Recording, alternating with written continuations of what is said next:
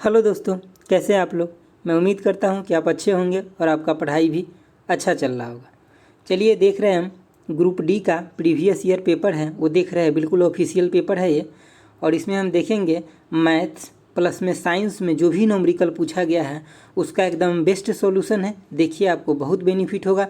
आपका तैयारी कितना है ये प्रीवियस ईयर क्वेश्चन लगाकर आपको पता चलेगा। तो चलिए देखते हैं पहला क्वेश्चन आज का क्या है। देखिए पहला क्वेश्चन क्या कह रहा है। पहला क्वेश्चन कह रहा है कि दिए गए आरेख, जो दिया गया आरेख है इसमें क्या है कक्षा में कि फुटबॉल, हॉकी और बास्केटबॉल खेलने वाले कुछ छात्र हैं। ठीक है, जिसमें कह रहा है कि अधिकतम 2 खेल पसंद करने वाले छात्रों की कुल संख्या कितनी है। तो अगर आपको ये डायग्राम दिख रहा है तो मैं इसी पे बता देता हूँ, या तो एक छोटा सा डायग्राम यहाँ पे मैं बना देता हूँ, या तो यहीं पे देख लीजिए। देखिए ये क्या है, फुटबॉल के लिए है जो कि यहाँ पे 9 है। ठीक है, और ये हॉकी के लिए है। ठीक है, जो कि यहाँ पे कितना 12 है, 12 है। और ये बास्केटबॉल के लिए ये कितना है 20 है। ठीक है, और इसमें जो फुटबॉल और बास्केटबॉल दोनों खेलता है ये 13 है। ठीक है, और ये 14 है, और ये है अपना 12, और ये है 15। जो तीनों खेलता है वो कितना है 15 है। ठीक है, तो आप इसी डायग्राम में देख लीजिए। ठीक है, उसके बाद पूछ क्या रहा है क्वेश्चन में, अधिकतम 2 खेल पसंद करने वाले, मतलब 2 खेल अधिकतम, मतलब 3 नहीं होना चाहिए, या तो 1 हो या 2 हो। तो देखिए एक खेल खेलने वाले कितने हैं, तो 9 गो यहाँ हैं, 12 गो यहाँ हैं और 20 गो यहाँ हैं। मतलब फुटबॉल 9 प्लस में हॉकी 12 प्लस में जो बास्केटबॉल है वो 20। तो एक खेल पसंद करने वाले कितने हो गए, तो ये कितना हो जाएगा 32 और 9 41। ठीक है, और 2 खेल पसंद करने वाले तो 13 यहाँ पे जो कि फुटबॉल और बास्केटबॉल पसंद करता है, और 12 जो है वो क्या पसंद करता है, तो फुटबॉल और हॉकी। ठीक है, उसके बाद 14 जो है यहाँ पे ये बास्केटबॉल और हॉकी पसंद करता है। ठीक है, अगर आप इसको जोड़िएगा तो 13 या 39 हो जाएगा, 39। तो अब आप इस दोनों को जोड़ दीजिए तो कितना हो जाएगा 80। तो 80 लोग ऐसे हैं कक्षा में जो अधिकतम 2 खेल पसंद करते हैं। मतलब क्या, या तो वो 1 खेल पसंद करते हैं या 2 खेल पसंद करते हैं, तीनों खेल को पसंद नहीं करते हैं। ठीक है, तो इतना मतलब कितने लोग हैं, तो 80 लोग हैं। ठीक है, चलिए देखते हैं आगे।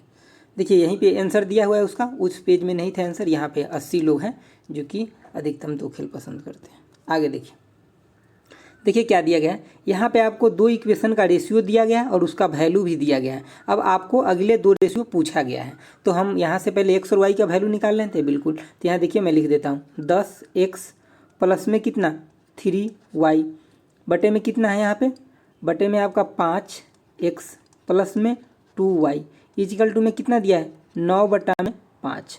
आप यहाँ से पहले हम एक्स वाई का वैल्यू निकाल लें। बिल्कुल, अगर इसको मल्टीप्लिकेशन करेंगे तो 10x प्लस में कितना 15y इजिकल टू में कितना 9×5 45 x प्लस में 18y।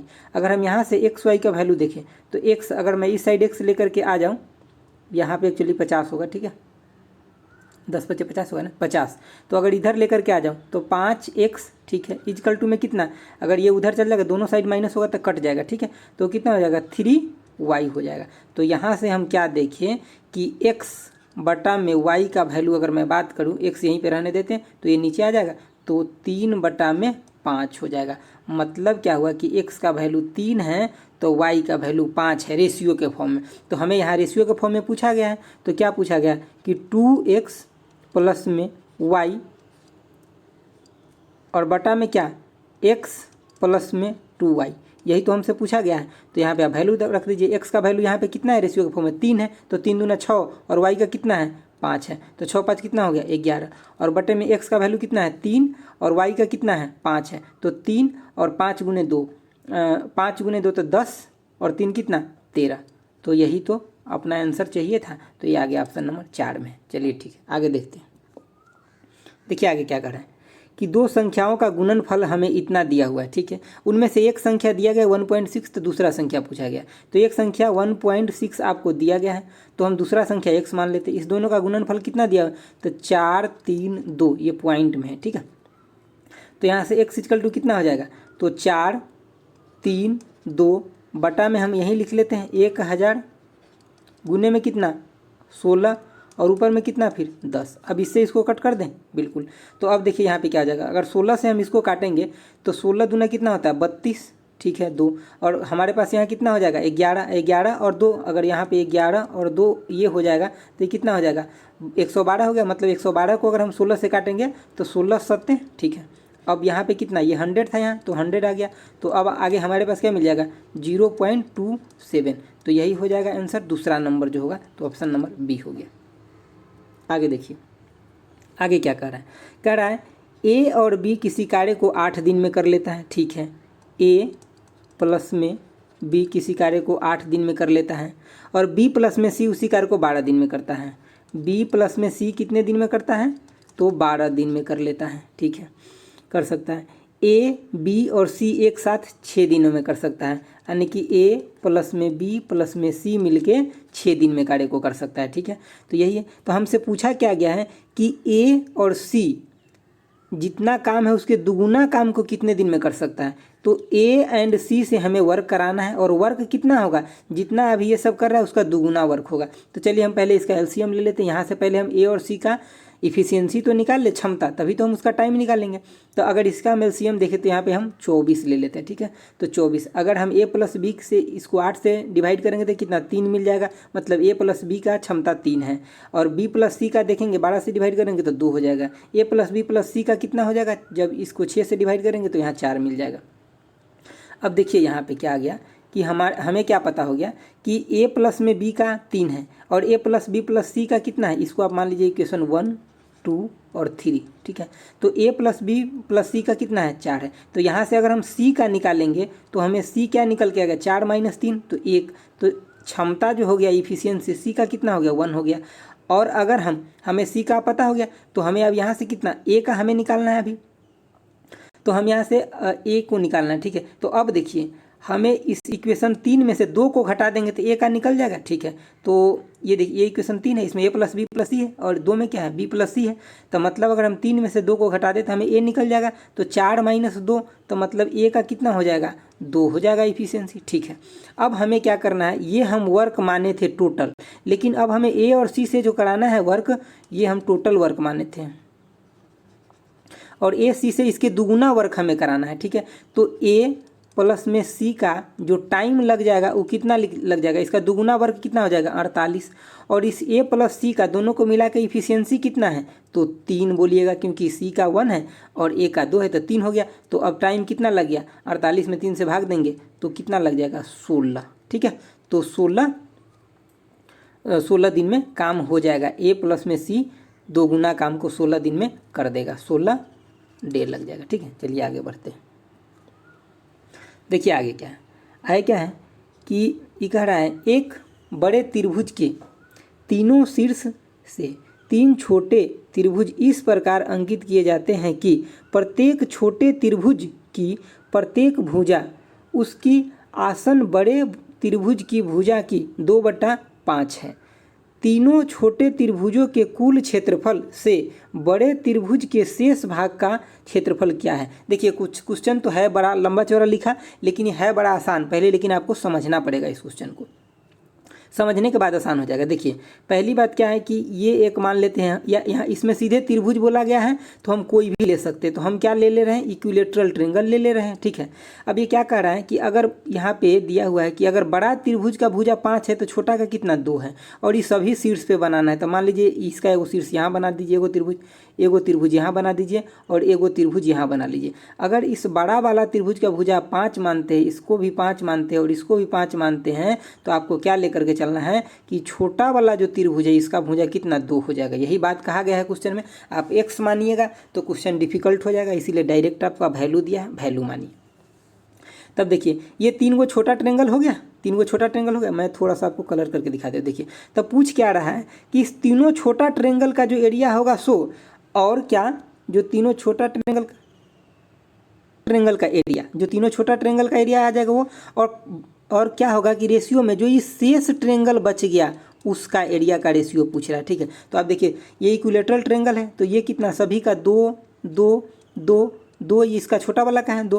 तो इक्विलेटरल ट्रेंगल का जो एरिया का फार्मूला क्या होता है, तो आप बोलिएगा कि √3/4 इंटू में भुजा स्क्वायर, मतलब कितना 2 गुने में 2, लेकिन ये 1 का हो गया, लेकिन यहाँ पे 3 है तो इसमें हम 3 से गुना कर दिए, तो तीनों छोटा वाला ट्रेंगल का एरिया निकल गया। ठीक है, उसके बाद हम क्या करें, हमें अब इसका निकालना है जो बीच में बच गया, तो हम इसके लिए बड़ा वाला ट्रेंगल और माइनस में तीनों छोटा वाला ट्रेंगल कर देंगे तो इससे ट्रेंगल निकल जाएगा बिल्कुल। तो बड़ा वाला ट्रेंगल का एरिया क्या हो जाएगा, तो √3/4, क्योंकि ये भी इक्विलेटरल ट्रेंगल है, तो √3/4 इंटू में भुजा स्क्वायर, तो मतलब डायरेक्ट कितना 25। ठीक है, और माइनस क्या, तीनों छोटा वाला ट्रेंगल करना पड़ेगा, तो तीनों छोटा वाला ट्रेंगल के लिए क्या हो जाएगा, √3/4 इंटू में भुजा स्क्वायर मतलब 4, और इंटू में कितना 3, क्योंकि 3 वो है। ठीक है, अब यही रेशियो हमसे पूछा गया, बस इतना ही बात है। अब यहाँ पे देखिए इसको कट कर देते हैं, √3/4 3/4 √3/4 कट हो गया 70 से। अब यहाँ पे देखिए कितना हो गया, 4 तिया 12, ठीक है 12, और रेशियो में कितना, ये कितना हो गया 25। ठीक है, और माइनस में 4 तिया 12, तो ये कितना आ गया 12 रेशियो में 13। तो यही हो गया आंसर। बहुत सिंपल था क्वेश्चन, लेकिन अगर आप कंसेप्ट नहीं समझ पाएँ तो नहीं बना पाइएगा, इसीलिए हम बहुत आसान तरीके से बताए हैं। आप समझिए, आपसे क्वेश्चन एग्जाम में भी बनेगा। आगे देखिए, आगे कह रहा है, ये क्वेश्चन रिपीट हो गया एक्चुअली, पीछे वाला ही। नेक्स्ट क्वेश्चन देखिए क्या कह रहा है कि 8 kg भार वाले लोहे की गेंद और 3 kg भार वाले एल्युमिनियम की गेंद की 20 मीटर की ऊंचाई से गिराई जाती हैं, तो 10 मीटर तो भूमि से 10 मीटर की ऊंचाई पर इनमें निम्नलिखित में से क्या समान होगा। देखिए, एक तो पहले बात आयरन है जिसका गोला है कितना केजी का, तो 8 kg का है। ठीक है, दूसरा है एल्युमिनियम, ये कितने केजी का है, 3 kg का है। तो पहली बात, अब इसमें ऑप्शन छांटने का कोशिश कीजिए। देखिए गतिज ऊर्जा क्या होता है, तो आपको बिल्कुल पता होगा। मैं फिजिक्स का एक बहुत अच्छा क्या बोलते हैं कि फार्मूला का एक वीडियो बना के डाला हूँ चैनल पे, आप देख लीजिए, आपका सारा न्यूमेरिकल उससे बन जाएगा। तो यहाँ गतिज ऊर्जा क्या होता है, ½mv²। ठीक है, अब यहाँ स्थित ऊर्जा क्या होता है, तो आप बोलिएगा mgh। संवेग क्या होता है, तो ये होता है m इंटू में v। तो यहाँ पे देखिए सब में मास पे डिपेंड है, सब मास पे डिपेंड है, मतलब जिसका मास ज़्यादा होगा वो ज़्यादा हो जाएगा इसमें। ठीक है, तो देखिए लेकिन एक त्वरण ऐसा चीज़ है जो कि मास पे g जो वैल्यू होता है वो डिपेंड नहीं होता है, अगर कोई भी वस्तु ऊपर से फ्री फॉल गिर रहा है तो देखिए सबसे पहली बात आपसे पूछा क्या गया था कि ये मान लीजिए कि ग्राउंड है, तो इसे 20 मीटर की ऊंचाई पे ये बल्ब रखा हुआ है 2। ठीक है, बॉल जो भी है, मतलब आप मान लीजिए कि 2 वस्तु है। ठीक है, अभी पूछ रहा है कितना, इस टोटल का अगर ऊंचाई 20 मीटर था, तो आपसे पूछ रहा है कि 10 मीटर के ऊंचाई पे आने के बाद, तो यहाँ पे जी जो होगा, जी जो त्वरण है एक्सेलरेशन, यही सेम होगा, बाकी और कुछ सेम नहीं होगा। तो आपका ऑप्शन बी टिक लगाना है। आगे देखिए, एक समुच्चय में 4 संख्या हैं, तो मान लेते हैं हम 4 संख्या क्या है, A, B, C और D। ठीक है, 3 सबसे छोटी संख्याओं का माध्य 19 है। 3 सबसे छोटी संख्या मतलब हम सबसे छोटा इसमें किसको मान ले, A को मान लेते हैं छोटा। ठीक है, छोटा A को मान लेते हैं, और बड़ा किसको मान ले, इसको D को मान लेते हैं। ठीक है, 19 है, और 3 सबसे बड़ी संख्याओं का माध्य 21 है। तो ये कह रहा है आंकड़ों समुच्चय का परास क्या होगा। परास मतलब हमसे रेंज पूछा जा रहा है, परास मतलब रेंज होता है। ठीक है, इंग्लिश में उसको रेंज बोलते हैं। तो यहाँ देखिए पहले 3 का माध्य पूछ रहा है, तो हम तो पहले सबसे पहली बात ये लिख लेते हैं कि A प्लस में B प्लस में C इक्वल टू कितना दिया है, तो 19 गुने में 3 हो जाएगा।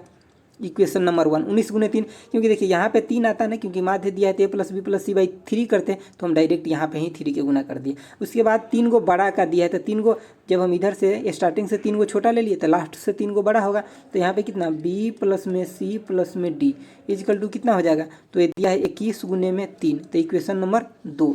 अब हमें यहाँ जो परास पूछा है, परास यानी कि रेंज, ये क्या होता है, तो बड़ा माइनस छोटा, तो यहाँ पे बड़ा क्या है, D माइनस में A, यही तो हमें निकालना है। तो आप यहाँ देखिए इक्वेशन, अब यहाँ पे क्या कर दीजिए कि इक्वेशन 2 माइनस में इक्वेशन 1 कर लीजिए, तो आपको निकल जाएगा। ये क्वेश्चन पीछे भी पूछा गया है कई सारे सेट में। ठीक है, सेम क्वेश्चन, बस सिर्फ वैल्यू चेंज हो जाता है। तो यहाँ आपको क्या देखने को मिल जाएगा, D माइनस A, क्योंकि 2 में से 1 घटाइएगा था। उसके बाद आपको यहाँ पे क्या मिलेगा, आप गुना करने मत बैठ जाइएगा, देखिए डायरेक्ट कैसे होगा।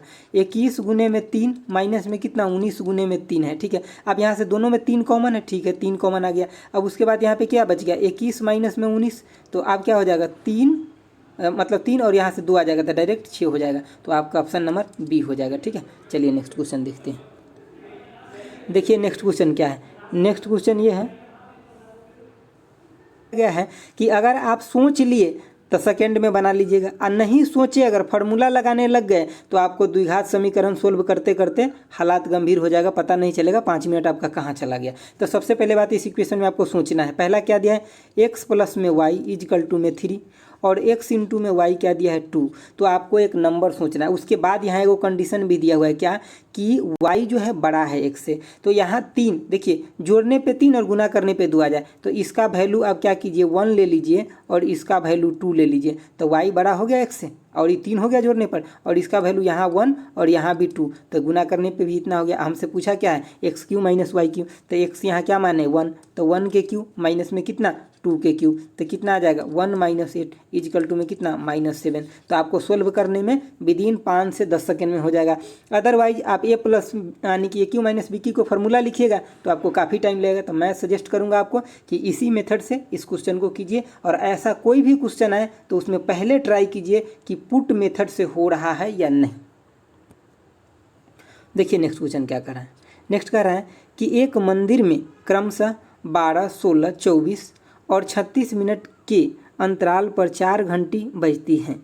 यदि उन्हें 6 बजे से निरंतर अंतराल पर बजाना शुरू किया जाए तो वे दोबारा एक साथ कब बजेंगे। तो ऐसे जो भी, चाहे वो कोई घंटी वाला सवाल हो जाए, चाहे जो रोड पर लगा लाइट रहता है उससे रिलेटेड हो जाए, इस सब सवालों में आपको कुछ नहीं करना, सिर्फ एलसीएम निकालना होता है। तो आप एलसीएम निकाल लीजिए कितना 12, 16, 24, 36, इसका एलसीएम निकालना है। ठीक है, तो आप पहला बार में क्या, मैं 4 से ले लेता हूँ, तो 4 से कितना 3, 4 और ये कितना 6 और ये कितना 9।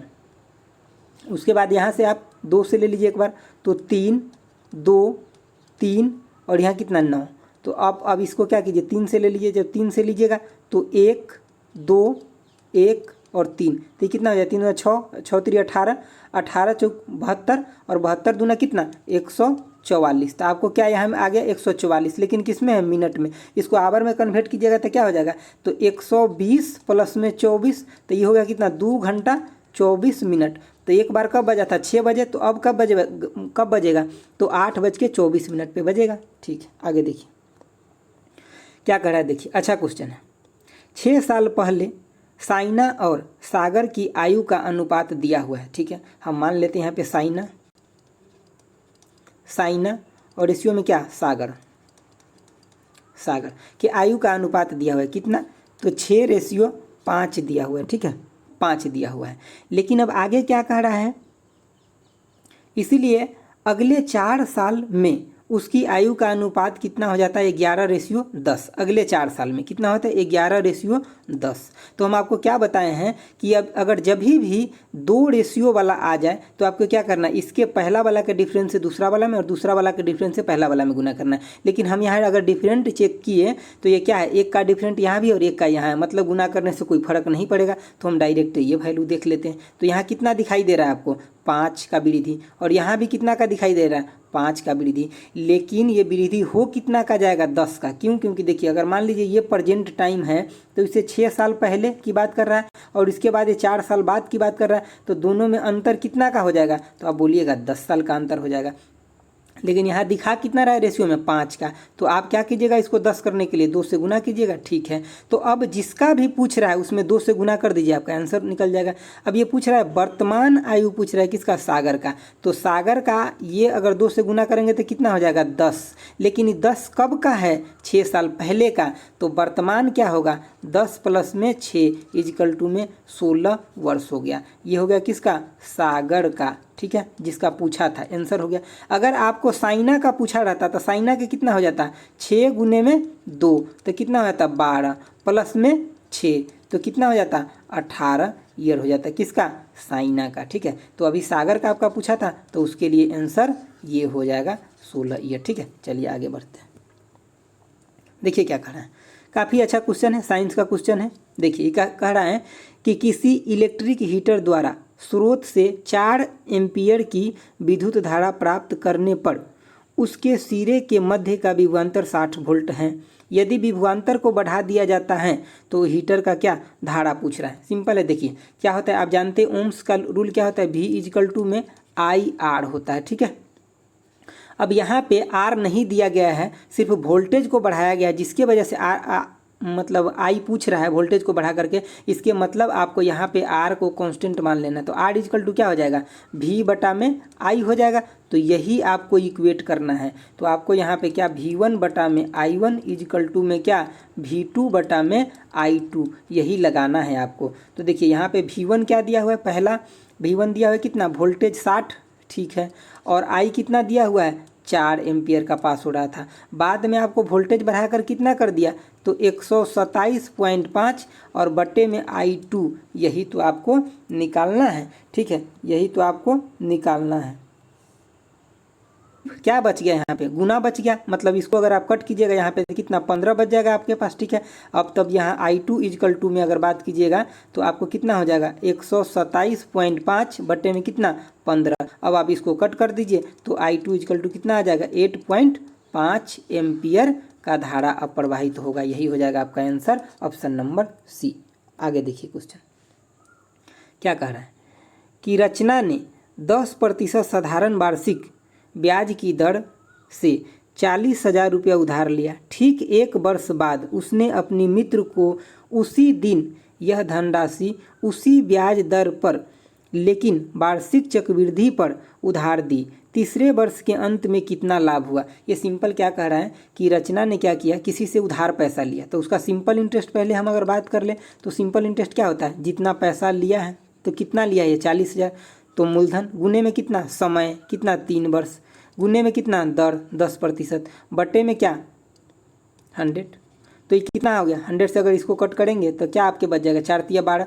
मतलब इसको 3 वर्ष में साधारण ब्याज कितना देना पड़ेगा, सैकड़ा मतलब 12,000 देना पड़ जाएगा, ठीक है। 4 तिया 12,000 सिंपल इंटरेस्ट देना पड़ेगा। लेकिन इसने एक काम और की है क्या कि अपने दोस्त को 1 साल बाद मतलब 2 साल के लिए ये चक्रवृद्धि ब्याज पे पैसा दे दिए, ठीक है।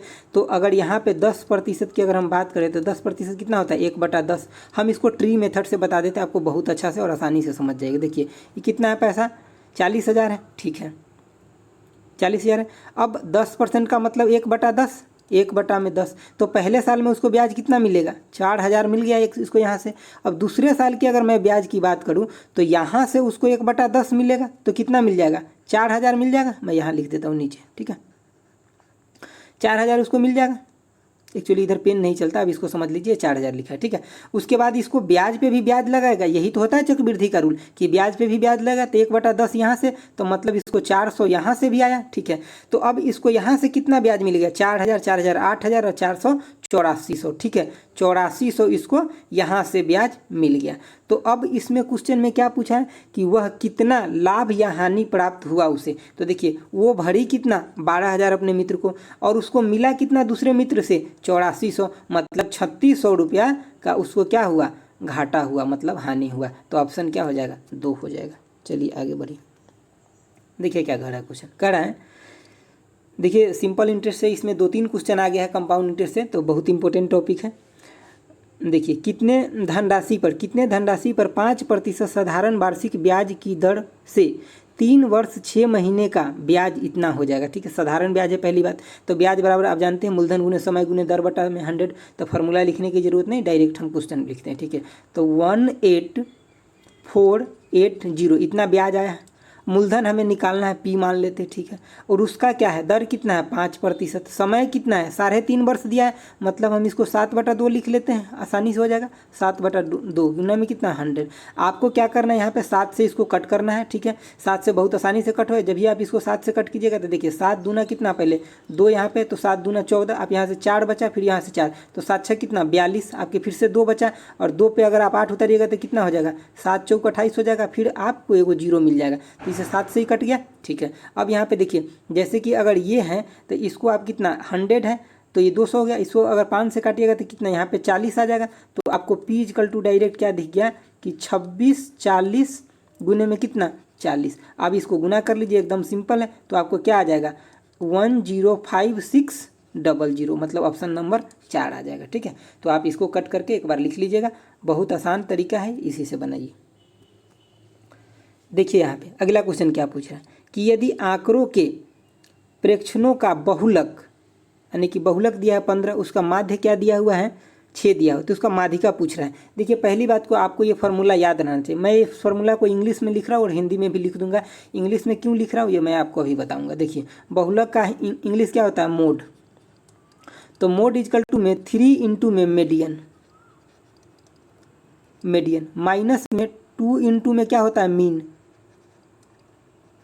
होता है। ठीक है, तो अब देखिए यहाँ पे आपको मोड बहुलक इजकल टू फार्मूला होता है, ये तो आपको पता है, लेकिन कभी कभी कन्फ्यूजन कर जाते हैं किस बात में, कि यहाँ कंफ्यूज कर जाते हैं। तो आपको ऐसे याद ध्यान रखना है कि देखिए मीडियन और मीन दोनों में बड़ा कौन है, तो मीडियन आप बोलिएगा बड़ा है क्योंकि ज़्यादा लेटर से बना है, लेकिन मीन कम लेटर से बना है। तो जो बड़ा लेटर से बना है, ज़्यादा लेटर से बना है, उसमें ज़्यादा से गुना होगा 3 से, और जो छोटा लेटर से बना है, कम लेटर से बना है, उसमें कम से गुना होगा। तो आप इस ढंग से इसको याद रख सकते हैं। इसको, इस बहुलक को क्या मतलब मोड को क्या बोलते हैं, तो बहुलक बोलते हैं। इसको क्या बोलते हैं, तो माध्यिका,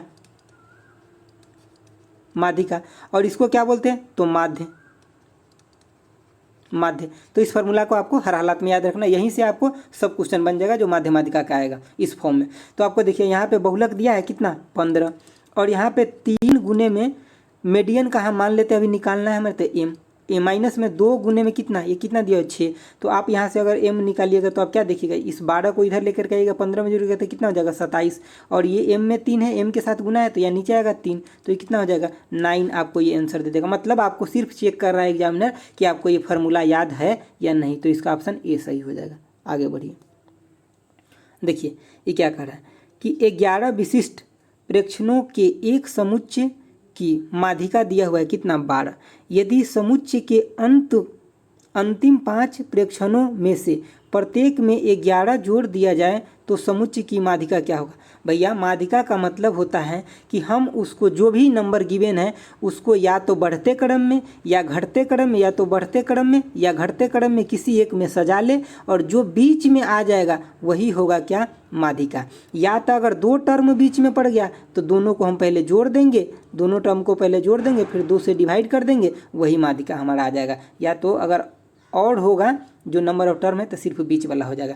तो यहाँ हम आपको समझाने के लिए एक लाइन लिख रहे हैं, देखिए जैसे कि 1 2 3 4 5 6 7 8 9 10 और 11 लिख रहे हैं। ठीक है, अगर इसका आपको माध्यिका पूछता, अगर नंबर ऐसे लिखा रहता तो आप डायरेक्ट क्या बोलते, 6 बोल देते। ठीक है, 6 बोल देते कि यही आंसर हो जाता, लेकिन इसमें ऐसे ही कोई नंबर लिखा हुआ है सीक्वेंस में। अब देखिए यहाँ पे ये कह रहा है लास्ट के 5 अक्षर में आपको एडिशन करना है सब में 11 का। तो देखिए अगर आप सब में 11, इसमें भी 11, इसमें चाहे आप कुछ भी जोड़िए, सब में बराबर अंक जोड़िएगा, तो क्या इस माध्यिका पे कोई फर्क पड़ेगा, तो बिल्कुल नहीं पड़ेगा, क्योंकि फिर से आपको इसको बढ़ते या घटते क्रम में डालिएगा तो ये नंबर यहीं पे रह जाएगा। हाँ, अगर इधर जोड़ा जाता तो फिर इसका क्रम उल्टा पुल्टा हो सकता था, लेकिन ये लास्ट के 5 डिजिट में जोड़ा है और सब में बराबर जोड़ा है, इसीलिए क्रम में कोई चेंजिंग नहीं होगा, तो इसका आंसर 6 ही रह जाता।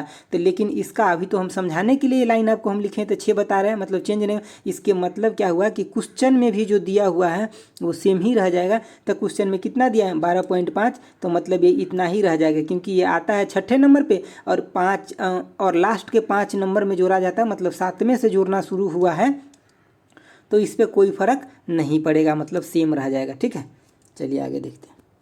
देखिए आगे क्या कह रहा है ए और बी एक साथ किसी कार्य को 35 दिन में पूरा कर सकता है, बी और सी एक साथ 43.75 डे में कर सकता है, जबकि ए और सी उस कार्य को 52.5 दिन में कर सकता है, तो सी अकेले उस कार्य को कितने दिन में पूरा कर सकता है। देखिए इस क्वेश्चन में थोड़ा कैलकुलेशन दिया है, लेकिन आप दिमाग लगाइएगा तो सोल्व आउट कर लीजिएगा बहुत आसानी से। देखिए क्या दिया है कि ए प्लस में बी कितने दिन में करता है 35, और आगे क्या दिया है बी प्लस में सी कितने दिन में कर रहा है, तो 43.75 में, और क्या आगे सी प्लस में ए कितने दिन में कर ले रहा है, तो ये कर रहा है अपना 52.5 दिन में। आपको इसको एलसीएम लेने में बहुत ज़्यादा डिफिकल्ट बात हो गया, लेकिन आप कम से कम एक ऐसा नंबर लीजिए कि कम से कम 2 नंबर तो उससे कट जाए। तो आप देखिए अगर यहाँ पे 52.5 है, इसको अगर हम दुगुना कर लेते हैं तो कितना हमें मिल जाएगा 105 मिल जाएगा। तो 105 से हम क्या देखें तो हमें तो एक ये इक्वेशन कट जाएगा तीसरे नंबर का, एक पहले नंबर का, मतलब हमें 2 इक्वेशन तो कम से कम कट गया, तो एक ही का वैल्यू ना फ्रैक्शन में आएगा, तो हमारे लिए कुछ तो आसान हो गया। अगर हम 35 से यहाँ काटेंगे तो हमें क्या मिलेगा यहाँ पे 3, और इससे काटेंगे जब हम इसको, तो एक बार आप कट कर लीजिएगा, मैं डायरेक्ट बता देता हूँ 2.4 आता है, और जब इससे कट करेंगे तो आएगा कितना 2 आएगा। ठीक है, अब हम यहाँ पे क्या किए, इसका एडिशन करेंगे तो a प्लस में b प्लस में c, यहाँ पे एक्चुअली 2 भी आता, लेकिन हम 2 को डायरेक्ट इस साइड ही लेकर के आ जाते हैं। कैसे, देखिए इसको जोड़ेंगे तो कितना 5 2 7, 5 2 7.7 हुआ, तो 7.7 बटा में कितना, सॉरी 7.4 बटा में कितना 2, तो ये कितना आ जाएगा 3.7 आ गया। a plus B plus C equal to 3.7 आ गया अपना। ठीक है, हमसे c का पूछा है, मतलब हमें c का इफिशियंसी निकालना है, तो इसमें से हम क्या करें, a प्लस बी का घटा देते तो हमें c का निकल जाएगा। तो हमें यहाँ पे क्या मिला कि c का कार्य करने की क्षमता जो है, इफिशियंसी जो दर है उसका कितना आ जाएगा 3.7 माइनस में 3, तो यहाँ कितना आ जाएगा 0.7 आ गया। ठीक है, तो अब इसको कितना काम करना है, 105 काम को करना है, तो टाइम कितना लगेगा, टाइम जो होगा c के लगेगा 105 इसको काम करना है, और इसका क्षमता कितना है 0.7 का है, तो इसको कितना टाइम लग जाएगा, तो इसको 150 डे लग जाएगा। ठीक है, 150 डे लग जाएगा सी को काम करने में। तो आपको यहाँ पे सिर्फ एलसीएम लेने में आपको अपना चतुराई दिखाना था। ठीक है, चलिए नेक्स्ट क्वेश्चन में चलते हैं। देखिए बहुत आसान है, लेकिन फिर भी मैं थोड़ा कैलकुलेशन कर, देखिए ये इसको स्क्वायर करें कितना 25 और 3 कितना 28, 28 गुने 2 तो कितना हो जाएगा 56, 56 और 5 कितना हो गया 56 और 5 तो 61 माइनस कितना 84, इसको घटा दीजिए -23 आ जाएगा, ऑप्शन 2 हो जाएगा। देखिए आगे क्या कर रहा है, आगे क्या कर रहा है कि मनुष्य के लिए ध्वनि का श्रव्य सीमा कितना है, साइंस का क्वेश्चन है, फिजिक्स का। देखिए यहाँ पे तो कितना होता है 20 हर्ज से लेकर के और 20,000 हर्ज, इसको कभी कभी ऐसे भी आपको लिख के देगा 20 हर्ज टू कितना 20 किलो हर्ज। इस बात पे आपको विशेष ध्यान रखना है, क्योंकि कई लोग इसको जीरो में कंफ्यूज कर जाते हैं और ये कभी कभी 2000 भी लगा करके आ जाते हैं। ठीक है, तो आपको ध्यान रखना है। चलिए आगे देखिए, ये कह रहा है एक दिन, कह रहा है 6 घंटे एक दिन का कितना प्रतिशत है। भैया यहाँ पे एक दिन जो लिखा है ना, कई सारे स्टूडेंट एक दिन का मतलब 12 घंटा भी ले लेते हैं, तो आप मत लीजिएगा। एक दिन मतलब एक दिन प्लस रात दोनों है, मतलब 12 प्लस में 12 24 है। ठीक है, 24 आवर है, तो आपको कह रहा है 6 आवर कितना होगा, तो 6 बटा में कितना 24, तो ये कितना होगा 1 बटा में 4, मतलब 25% हो जाएगा। ठीक है आंसर। चलिए आगे बढ़ते हैं। अब देखिए यहाँ पे आगे का क्वेश्चन क्या दिया हुआ है, तो आगे दिया हुआ है एक पाई चार्ट का क्वेश्चन है, और पाई चार्ट का क्वेश्चन हर सेट में एक न एक आता है और बहुत आसान होता है। देखिए क्या दिया है, पहली बात क्या है, पाई चार्ट जो होता है पूरा का पूरा 360 डिग्री का होता है, और जो उसके अंदर वैल्यू जो मेंशन रहता है जनरली वो 100% वैल्यू होता है। ठीक है, यहाँ पे देखिए पढ़िए क्या लिखा है कि पाई आरेख कर्नाटक में एक प्रकाशन संस्था का व्यय को दर्शाता है, मतलब कोई प्रकाशन संस्था उसके कितना कितना किस चीज़ पे खर्च करता है उस व्यय को दर्शाता है। कह रहा है बाइंडिंग के व्यय से संबंधित क्षेत्र का केंद्र पर कितना एंगल बनेगा, मतलब कितना कोण बनेगा। तो देखिए सबसे पहले बात, जो 100% होता है खर्च उसमें कितना 360 डिग्री एंगल बनता है, क्योंकि यही तो होता है पाई चार्ट। ठीक है, तो इसमें पूरा का पूरा एंगल जो होता है बीच वाला 360 डिग्री बनता है। अब इसमें किस पे कितना खर्च किए, तो 100% मतलब पूरा मिला करके तो उसका 360 डिग्री बनता है। लेकिन बाइंडिंग पे खर्च कितना हो रहा है, तो बाइंडिंग पे यहाँ मैं लिख दे रहा हूँ 20% का खर्च हो रहा है, तो 100% इतना है, तो 20% कितना हो जाएगा 20%। तो आप बोलिएगा कि 360 बटे में कितना 100 गुने में कितना 20, तो इसको आप कट कर दीजिए, इसको कट कीजिए कितना हो जाएगा 5 हो जाएगा, इस 5 से इस 0 को कट कीजिएगा तो 2 हो जाएगा, तो 36 गुने में 2 तो कितना हो जाएगा यहाँ पे आपको 72 हो जाएगा। ठीक है, यानी कि 72 डिग्री आपका आंसर हो जाएगा। ठीक है, तो ये ऑप्शन नंबर बी में था कितना 72 डिग्री आंसर था, तो यही हो जाएगा। चलिए आगे देखते हैं।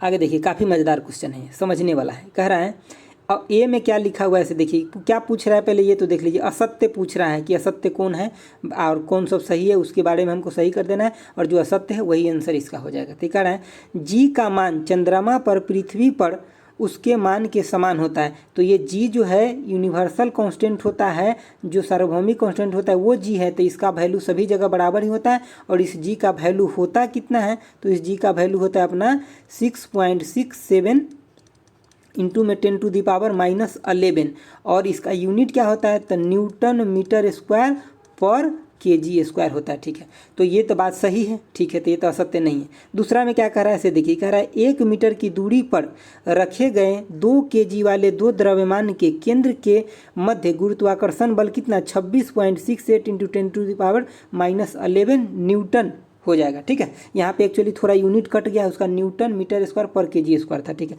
तो आप ये भी जानते हैं कि फोर्स का जो फॉर्मूला होता है क्या होता है कि जी इंटू में m1 m2 और बटे में कितना आर स्क्वायर होता है। तो आपको पता है जी का वैल्यू अभी मैं यहाँ पे लिख दिया हूँ, और जी का वैल्यू यहाँ पे आप लिख लीजिए 6.67 इंटू में 10⁻11 इंटू में क्या 2 को मास है 2 kg का तो 4, और बटे में कितना ये 1 है, रेडियस इसका दिया हुआ है जो डिस्टेंस है बीच का दूरी है से, तो ये 1 काहे के लिए लिखे, छोड़ देते हैं स्क्वायर से, कोई फर्क नहीं पड़ेगा। आप इसको अगर 4 से गुना कीजिएगा तो ये देखिए 6.5 से थोड़ा अधिक है, मतलब ये अपने आप आपको 26.68 अपने आप आ जाएगा इंटू में 10⁻11, और इसका फोर्स का यूनिट न्यूटन आ जाएगा। तो ये भी बात सही है, बी भी सही है।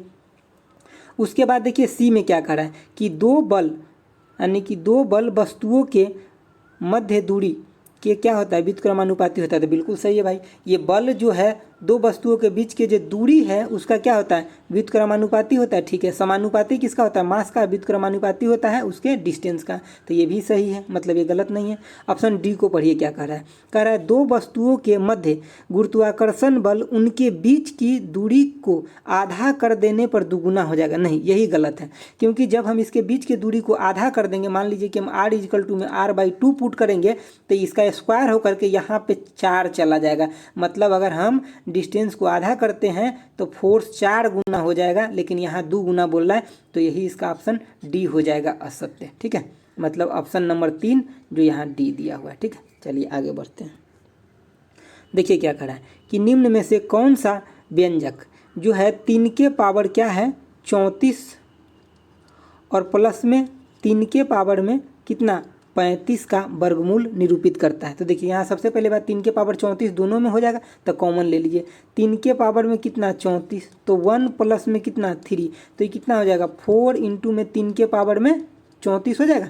तो आप यहाँ क्या देखिएगा कि अगर आप इसको वर्गमूल कर लेते हैं, इसको अगर वर्गमूल कर लेते हैं तो आप 4 के बदले क्या लिखिएगा तो 2, और 3 के पावर 34 है तो मतलब 3 कितना बार लिखा गया है 34 बार। तो अब हम अगर इससे बाहर निकालेंगे वर्गमूल से तो कितना 17 बार लिखेंगे, तो मतलब 3 के पावर कितना हो जाएगा 17। तो यही आंसर हो जाएगा ऑप्शन नंबर 3 हो जाएगा। ठीक है, चलिए आगे बढ़िए। देखिए क्या लिखा है आगे, ये कह रहा है कि लंबवत ऊपर की ओर फेंकी गई एक गेंद, ये मतलब साइंस का क्वेश्चन है, फिजिक्स का बहुत अच्छा क्वेश्चन है। आप देखिए ये सब फार्मूला मैं बता रखा हूँ बहुत अच्छे से एक्सप्लेन करके, अगर आप एक बार उसको देख लीजिएगा, और PDF भी दे रखा हूँ, अगर उसको एक बार पढ़ लेते हैं अच्छा से तो फिजिक्स का सारा न्यूमेरिकल आपको गर्दा उड़ जाएगा। देखिए क्या है कि लंबवत ऊपर की ओर फेंके गई एक गेंद जमीन से कितना 13.5 सेकेंड में लौट आती है, उसे किस वेग से ऊपर फेंका गया। ये क्या कह रहा है सिंपल समझिए। देखिए यहाँ पे वो गेंद है, ठीक है, यहाँ पे कोई आदमी है, इस गेंद को क्या किया हाथ में लिया और फेंक दिया। ठीक है, अब फेंकने के बाद क्या हुआ कि इसको यहाँ पे वापस आने में कितना लग गया, यहाँ गया भी और वापस आया भी, तो इसको कितना लग गया 13.5 सेकेंड लग गया टोटल। तो मतलब क्या जाने में भी समय लगा और आने में भी, तो इतना 6 पॉइंट इसका कितना हो जाएगा 75 जाने में और 6.75 मतलब जाने में और 6.75 आने में। अब देखिए यहाँ u वेलोसिटी से फेंका गया है, ठीक है, इनिशियल वेलोसिटी, लेकिन ये जब लौटना तब शुरू हुआ जब इसका फाइनल वेलोसिटी 0 हो गया, तभी तो लौटना शुरू हुआ। जब तक फाइनल वेलोसिटी 0 नहीं था तब तक ये ऊपर ही जा रहा था। ठीक है, तो अब आपको फार्मूला जो बताए हूँ क्या बताएं कि v = में u माइनस में gt। कोई भी वस्तु अगर हम ऊपर फेंकते हैं तो वहाँ पे हम ग्रेविटी को g जो होता है वो हम नेगेटिव लेते हैं। क्यों लेते हैं वो आप पीछे वाला जा करके देखिए फार्मूला वाला वीडियो। अब देखिए यहाँ पे v क्या हो रखा है 0 हो रखा है, मतलब u = डायरेक्ट क्या हो जाएगा gt। ठीक है, अब यहाँ पे आपको g का वैल्यू दिया हुआ है कितना 10, और t हम आपको बता दिए हैं कितना हो गया 6.75। तो आपको यहाँ पे क्या निकल के आ जाएगा 67.5। लेकिन ये किस में मीटर पर सेकेंड में निकल के आएगा। हमको क्वेश्चन में क्या पूछा गया है फेंका गया वेलोसिटी पूछा गया है, लेकिन यहाँ सब के सब क्वेश्चन मीटर में दिया है, हमको अपने आप यहाँ पे मीटर पर सेकेंड लगा लेना है आपको। ठीक है, अगर इस क्वेश्चन पे कोई लड़का कंप्लेन किया होता तो ये क्वेश्चन भी डिलीट हो जाता।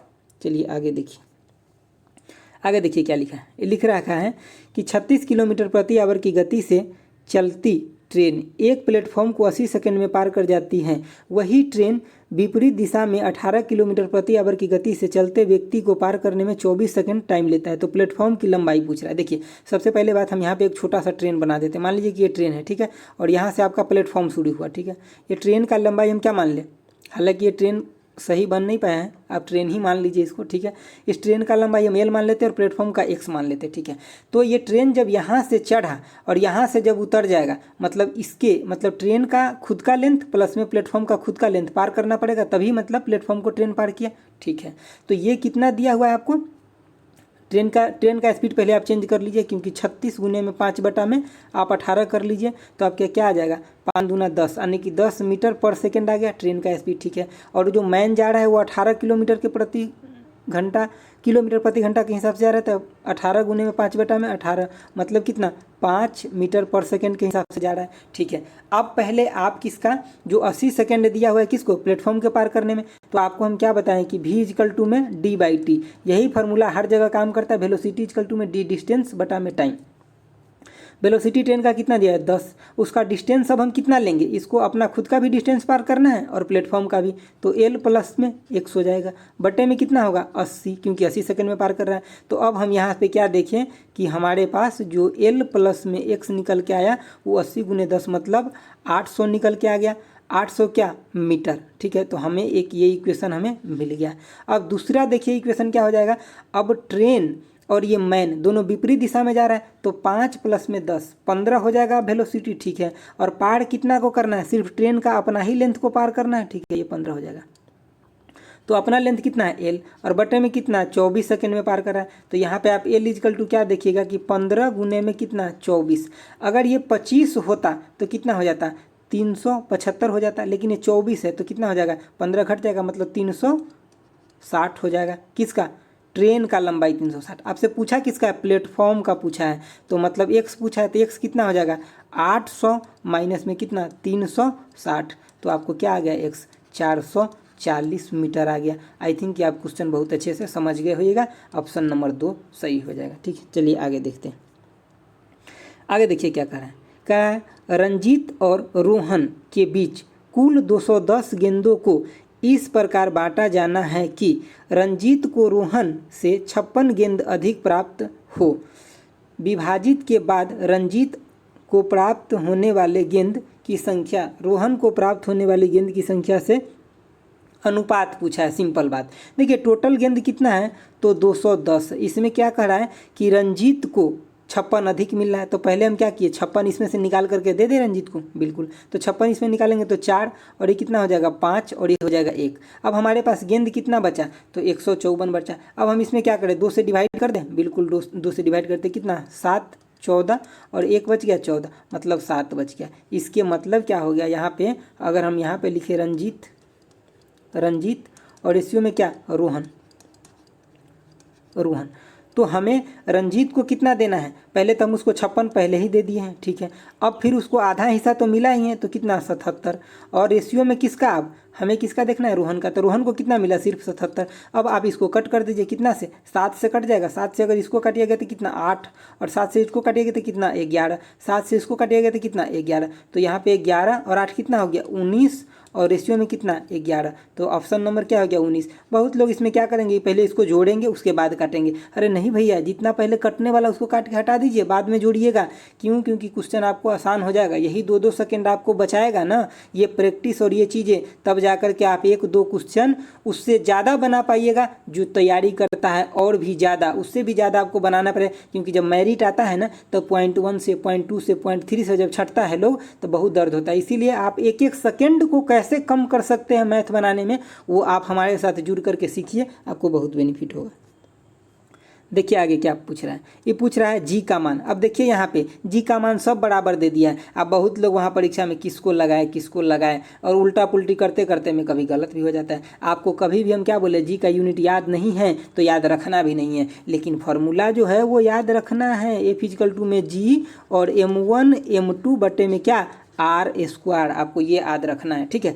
तो ये तो क्योंकि ये बहुत इंपॉर्टेंट है, ये तो आपको याद रखना ही पड़ेगा क्योंकि ये हमेशा न्यूमेरिकल आता है। कभी ये पूछ लेता है कि फोर्स जो है यहाँ डायरेक्टली प्रोपोर्शनल है मास के, इन्वर्सली प्रोपोर्शनल है इसका डिस्टेंस का, तो ये आपको याद रहना ही चाहिए। अब देखिए अगर ये याद है तो आपका जी का यूनिट निकल गया। कैसे? तो आप देखिए फोर्स को क्या लिखते हैं, बोलिए कि न्यूटन लिखते हैं, और डिस्टेंस को क्या लिखते हैं, मीटर, तो ये क्या हो जाएगा, मीटर स्क्वायर हो जाएगा, ये भी बात सही है। और मास को क्या लिखते हैं, केजी, तो केजी क्या हो जाएगा, ये केजी स्क्वायर हो जाएगा, ठीक है। और अब क्या बची आपके पास, जी, तो यही तो यूनिट निकालना था आपको, ठीक है। यहाँ देख लीजिए किस में मैच करता है, तो न्यूटन मीटर स्क्वायर, और जब इसको ऊपर में लेके चल गया तो यहाँ माइनस में केजी का लगा दिए, ये एक गो यूनिट है, देख लीजिए सब में थोड़ा थोड़ा चेंज कर दिया है, थोड़ा कन्फ्यूज कीजिएगा फ्री का नंबर खत्म हो जाएगा। तो इसीलिए आपको यहाँ पे केयर करना है, इस फार्मूला के थ्रू जाना है।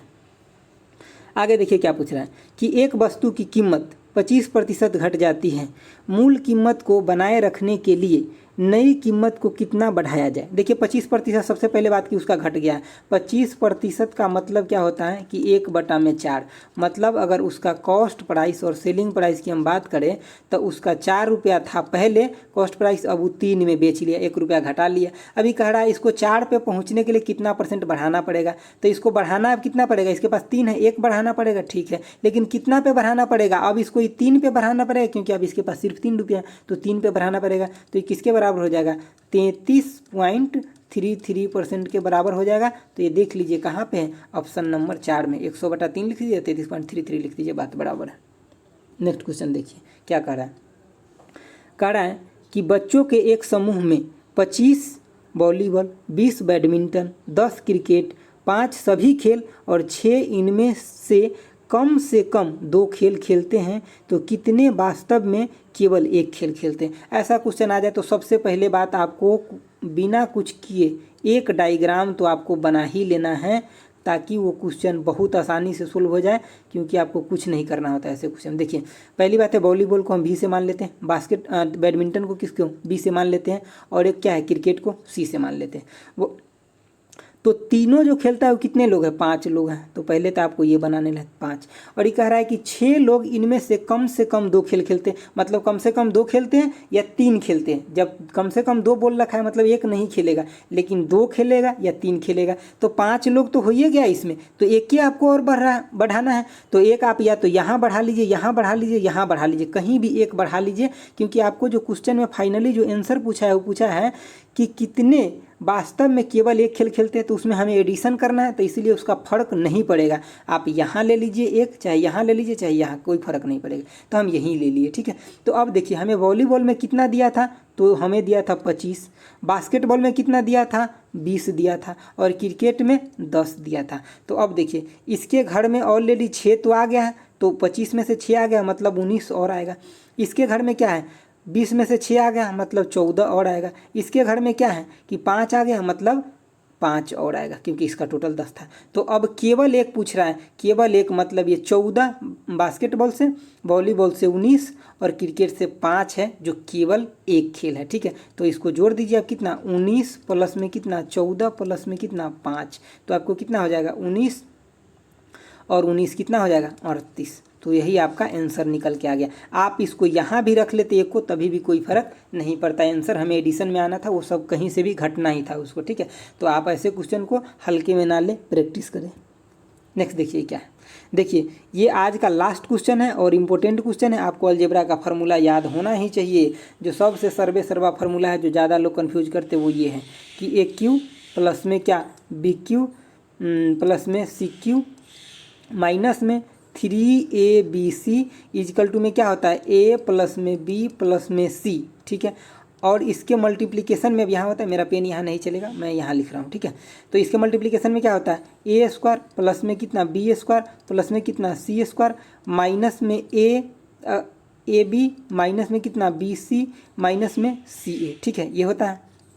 तो अब देखिए आपके पास a प्लस बी का वैल्यू दिया हुआ है, ठीक है, A square plus B square plus C square का दिया हुआ है, लेकिन आप बोलिए कि सर इसका वैल्यू कहाँ दिया हुआ है, तो यही तो आपको निकालने के लिए निकालना पड़ेगा, तब हो जाएगा। देखिए अब आप जानते हैं क्या a प्लस में b प्लस में c का अगर आप होल स्क्वायर निकालते हैं तो क्या निकालते हैं कि a स्क्वायर प्लस में कितना b स्क्वायर प्लस में c स्क्वायर, और यहाँ पे क्या लिखते हैं माइनस में, ठीक है, यहाँ पे प्लस में, ठीक है, 2 ए बी प्लस में कितना बी सी प्लस में सी ए, यही लिखते हैं। ठीक है, तो यहाँ से अब आपको क्या निकालना है, ये वैल्यू दिया है कितना ए प्लस बी प्लस सी 9 दिया है, तो 9 को हम स्क्वायर कर देंगे तो कितना 81 आ गया। मैं डायरेक्ट लिख रहा हूँ ए प्लस बी प्लस में सी का होल स्क्वायर कितना दिया है -29 दिया है, तो -29 हो गया। अब यहाँ से जब ये नीचे आ जाएगा 2 तो यहाँ पे आपको 2 मिल जाएगा, तो क्या निकल जाएगा ए बी प्लस में कितना बी सी प्लस में कितना सी ए, ये वैल्यू आपको निकल जाएगा। तो इसको जब देखिएगा तो ये वैल्यू आपका निकल के आएगा कितना, इसमें मतलब 52/2, तो ये आपको निकल के आ जाएगा आपको 26। ठीक है, 26 निकल के आ गया। आपको निकालना था ये चीज़, अब आपको इसमें पुट करना है सिर्फ। अब देखिए मैं यहाँ पे पुट कर देता हूँ वैल्यू। एक्चुअली इधर पेन मेरा पेन टैप पे नहीं चलता है, आप समझने का कोशिश कीजिए। देखिए तो ये ए प्लस बी प्लस सी कितना हो गया, आपके पास दिया है कितना 9, और गुना में क्या करना है A square plus B square plus C square कितना दिया है 29। ठीक है, और आपके पास अब माइनस में क्या करना है, इसको करना है माइनस में, यहाँ माइनस कॉमन ले लीजिएगा तो इस प्लस में आ जाएगा, तो माइनस में कितना करना है 26। तो आपको अब यहाँ पे कितना आएगा 29 माइनस 26 तो 3, तो 9 गुने में 3, तो आपको कितना आंसर आ गया 27 आंसर आ गया। ठीक है, आप एक बार कॉपी में भी कैलकुलेशन कर लीजिए अच्छे से, और ये फार्मूला इंपॉर्टेंट है, इसको आपको ध्यान रखना ही रखना है। तो आप को ये वीडियो कैसा लगा एक बार ज़रूर बताइएगा। मुझे ऐसा लग रहा है कि आपको ये वीडियो बहुत अच्छा लग रहा है, क्योंकि सॉल्यूशन एकदम बेस्ट है। ठीक है, तो आप हमारे साथ जुड़े रहिए, सीखिए। आपको कैसा लगा ज़रूर कमेंट बॉक्स में बताइएगा। Thanks for watching. Okay bye, Jai Hind.